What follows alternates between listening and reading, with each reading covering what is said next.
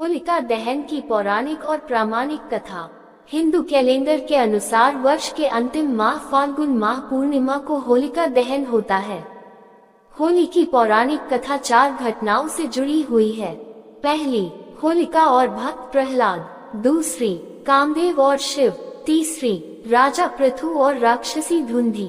चौथी, श्री कृष्ण और पूतना। लेकिन उक्त सभी में होलिका और भक्त प्रहलाद की कथा को ही मान्यता है, क्योंकि इसी की घटना की याद में होलिका दहन करके दूसरे दिन भक्त प्रहलाद के बचने की खुशी में धुलेंडी का त्योहार मनाया जाता है। तो आओ जानते हैं होली की पौराणिक और प्रामाणिक कथाएं। ऋषि कश्यप और दिति के 2 बलशाली पुत्र हिरण्याक्ष और हिरण्यकशिप थे और 2 पुत्रियां सिन्हिका और होलिका थी। हिरण्याक्ष ने धरती को जल में डुबो दिया था तो भगवान विष्णु ने वराह अवतार लेकर हिरण्याक्ष का वध किया था। सिन्हिका को हनुमान जी ने लंका जाते वक्त रास्ते में मार दिया था। अब बचे हिरण्यकशिप और होलिका। इन्हीं की है ये कथा। एक बार की बात है, त्रैलोक्य पर विजय प्राप्ति के लिए हिरण्यकश्यप ब्रह्मा की तपस्या में लीन था। असुर राज हिरण्यकशिप की तपस्या से प्रसन्न होकर ब्रह्मा जी ने उसे वर मांगने को कहा तो उसने कहा कि अमरता का वरदान चाहिए। ब्रह्मा जी ने कहा कि यह संभव नहीं है, कुछ और मांगो। तो उसने कहा कि आपके बनाए किसी प्राणी, मनुष्य, पशु, देवता, दैत्य, नागादि किसी से मेरी मृत्यु न हो। मैं समस्त प्राणियों पर राज्य करूं। मुझे कोई न दिन में मार सके न रात में, न घर के अंदर मार सके न बाहर। ये भी कि कोई न किसी अस्त्र के प्रहार से और न किसी शस्त्र के प्रहार मुझे मार सके, न भूमि पर, न आकाश में, न पाताल में, न स्वर्ग में। ब्रह्मा जी तथास्तु कहकर उसे वर प्रदान करके अंतर्धान हो गए। हिरण्यकशिप जब तपस्या में लीन था तब उसी दौरान देवों ने असुरों पर आक्रमण कर उन्हें परास्त कर दिया था और देवराज इंद्र हिरण्यकशिप की गर्भिणी पत्नी कयाधु को बंदी बनाकर ले गए थे। परंतु बीच रास्ते में ही उनकी मुलाकात देवऋषि नारद से हुई। नारद जी ने इंद्र को उपदेश दिया कि आप ये पाप कर रहे हैं। उपदेश सुनकर इंद्र हिरण्यकशिप की पत्नी कयाधु को महर्षि के आश्रम में छोड़कर स्वयं देवलोक चले गए। गर्भवती कयाधु को नारद ने विष्णु भक्ति और भागवत तत्व से अवगत कराया। ये ज्ञान गर्भ में पल रहे पुत्र प्रहलाद ने भी प्राप्त किया। इधर हिरण्यकश्यप जब लौटा तो इस वरदान ने उसके भीतर अजर अमर होने का भाव उत्पन्न हो गया। इसके चलते उसने धरती पर अत्याचार शुरू कर दिया था। उसने देवों को अपना दास बनाया, ऋषि मुनियों व भगवत भक्तों को तंग करने लगा, यज्ञों को नष्ट भ्रष्ट करने लगा। उसने आदेश दिया कि उसके राज्य में किसी भी देवता की पूजा नहीं होगी। उसने कहा कि हिरण्याय नमः के अतिरिक्त अन्य किसी भी मंत्र का उच्चारण नहीं किया जाएगा। पूरे राज्य में स्वयं उसी की पूजा की जाए, अन्य किसी की नहीं। जो ऐसा नहीं करे उन्हें मार दिया जाए। कुछ समय बाद प्रहलाद का जन्म हुआ तो राज्य में खुशियां मनाई गई। हिरण्यकश्यप के 4 पुत्र थे, अनुहल्लाद, हल्लाद, भक्त प्रहलाद और सहलाद। प्रहलाद का उपनयन संस्कार करके उसे गुरुकुल भेजा गया। कुछ समय बाद हिरण्यकश्यप को ये जानने की उत्सुकता हुई कि गुरुकुल में मेरे पुत्र क्या सीख रहे हैं। उसने प्रहलाद को बुलाकर पूछा, तुमने गुरुकुल में क्या सीखा? प्रहलाद ने कहा कि भगवान विष्णु की नवविध भक्ति सीखी।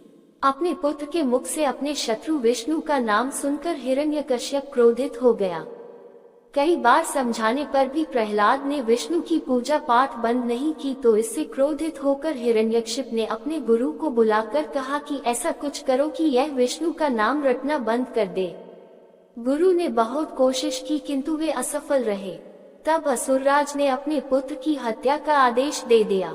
सैनिकों द्वारा उसे विष दिया गया, उस पर तलवार से प्रहार किया गया, विषधरों के सामने छोड़ा गया, हाथियों के पैरों तले कुचलवाना चाहा, पर्वत से नीचे फिंकवाया, लेकिन श्रीहरि विष्णु कृपा से प्रहलाद का बाल भी बांका नहीं हुआ। उल्लेखनीय है कि फाल्गुन शुक्ल सप्तमी को प्रहलाद को बंदी बनाकर पूरे 8 दिन तक त्रास दिया गया। हर तरह से मारने का प्रयास किया। हिरण्यकश्यप को चिंता होने लगी कि यह नहीं मरा तो लोग विष्णु की ही भक्ति करने लगेंगे। उसकी चिंता को देखकर उसकी बहन होलिका ने कहा कि आप चिंता ना करें भैया, मुझे ब्रह्मा से वरदान प्राप्त है कि मैं किसी भी प्रकार से अग्नि में जलकर नहीं मर सकती हूँ। अग्नि में तो सभी भस्म हो ही जाते हैं। तब हिरण्यकशिपु ने अपनी बहन होलिका से कहा कि तुम प्रहलाद को अपनी गोदी में लेकर अग्नि में बैठ जाओ, जिससे वह जलकर भस्म हो जाएगा।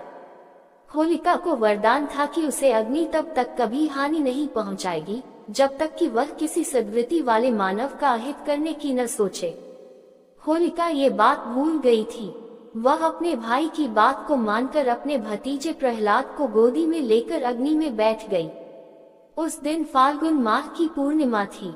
सद्वृत्ति वाले प्रहलाद का अहित करने के प्रयास में होलिका तो स्वयं जलकर भस्म हो गई और प्रहलाद श्रीहरि विष्णु का नाम जपते हुए अग्नि से बाहर आ गया। ये देखकर तो हिरण्यकश्यप और भी ज्यादा क्रोधित और चिंतित हो गया। इस घटना के बाद हिरण्यकश्यप ने प्रहलाद को एक खंभे से बांध दिया। फिर भरी सभा में प्रहलाद से पूछा, किसके बलबूते पर तू मेरी आज्ञा के विरुद्ध कार्य करता है? प्रहलाद ने कहा, आप अपना असुर स्वभाव छोड़ दें। सबके प्रति समता का भाव लाना ही भगवान की पूजा है। हिरण्यकश्यप ने क्रोध में कहा, तू मेरे सिवा किसी और को जगत का स्वामी बताता है। कहाँ है वह तेरा जगदीश्वर? क्या इस खंभे में है जिससे तू बंधा है? ये कहकर हिरण्यकश्यपु ने खंभे में घूंसा मारा। तभी खंभा भयंकर आवाज करते हुए फट गया और उसमें से एक भयंकर डरावना रूप प्रकट हुआ, जिसका सिर सिंह का और धड़ मनुष्य का था। पीली आंखें, बड़े बड़े नाखून, विकराल चेहरा और तलवार सी लपलपाती जीभ, यही नरसिंह अवतार थे। उन्होंने तेजी से हिरण्यकश्यप को पकड़ लिया और संध्या की वेला में, न दिन में न रात में, सभा की देहली पर, न बाहर न भीतर, अपनी जांघों पर रखकर, न भूमि पर न आकाश में, अपने नखों से, न अस्त्र से न शस्त्र से उसका कलेजा फाड़ डाला। हजारों सैनिक जो प्रहार करने आए, उन्हें भगवान नरसिंह ने हजारों भुजाओं और नखरूपी शस्त्रों से खदेड़कर मार डाला। फिर क्रोध से भरे नरसिंह भगवान सिंहासन पर जा बैठे। तब प्रहलाद ने दंडवत होकर उनकी प्रार्थना पूजा की। प्रहलाद का राजतिलक करने के बाद नरसिंह भगवान चले गए। संदर्भ विष्णु पुराण, श्रीमद्भागवत पुराण। वेब दुनिया में मिल जाएंगे। ये जानकारी सिर्फ मान्यताओं, धर्म ग्रंथों और विभिन्न माध्यमों पर आधारित है। किसी भी जानकारी को मानने से पहले विशेषज्ञों से सलाह लें। ये जानकारी गूगल से ली गई है। इसकी जिम्मेदारी चैनल नहीं लेता। ये सिर्फ जानकारी के तौर पर आधारित है। दोस्तों, आपको ये कथा कैसी लगी कृपया कमेंट करके जरूर बताएं।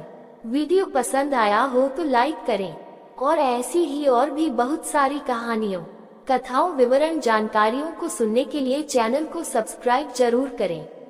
धन्यवाद।